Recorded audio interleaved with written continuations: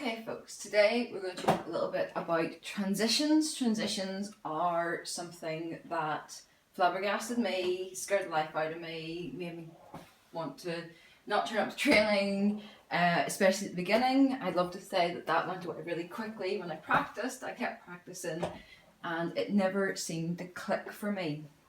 And now I am quite ardent and adamant that people should practice and practice and practice because it does pay off. It did take me a very long time to make it pay off, and really it's coming off my broken leg that has really properly clicked transitions for me because I was forced to slow it down. And one of the things that I suffer from is trying to get from A to C while missing out B. So learn from my mistakes. Let's learn to slow it down. So the transition that we're going to use is the Mohawk transition because it pays into everything really nicely. Other things that people would use is you'll see a lot of people do these really lovely kind of swoopy transitions which look fantastic, lovely 360 turns, but it's hard to derby stop off them.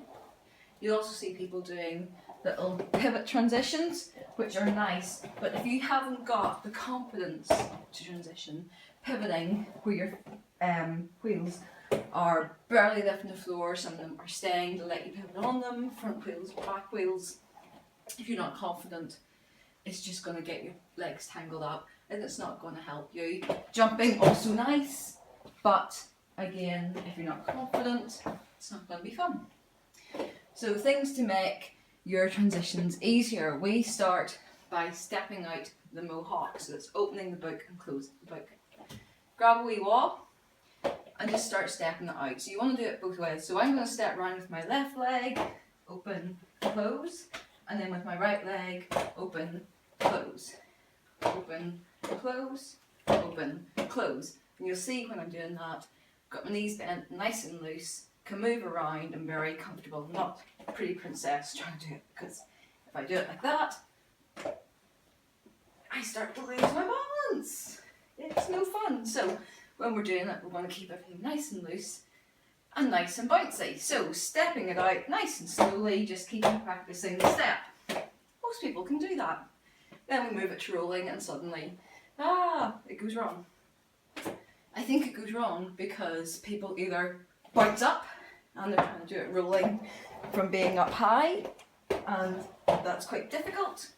So when you start it rolling, remember derby stance, roll it, step it, roll it, step it. Make it deliberate. If you don't, you'll be inclined to pivot your wheels, and that is more likely to trip you up when you start to go faster. So this practice is deliberate practice. You don't have to go fast, but when you do it, step, step, step, step.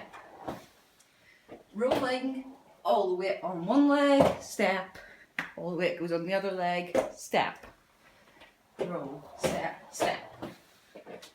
Weight changes, we go. So I want you to think about that when you're practicing your Mohawk transition.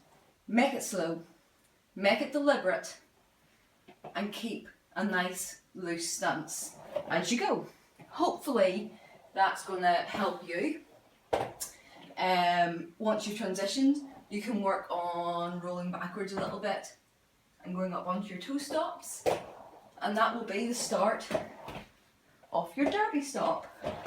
And I always think of a derby stop as a big tick and a little progression in roller derby. Once you do that, it's like you've moved up another level. So let's spend this week working on our deliberate practice for our Mohawks. Keeping it nice and slow, lifting our legs and planting them. That's the secret. Good luck. Any questions, please ask. Comments, please ask. If you want to spend time before training doing this, it's a great wee thing to do when you've just got your skates on. As you can see, you don't need much room to practice it outside of training, and I'll see you on track.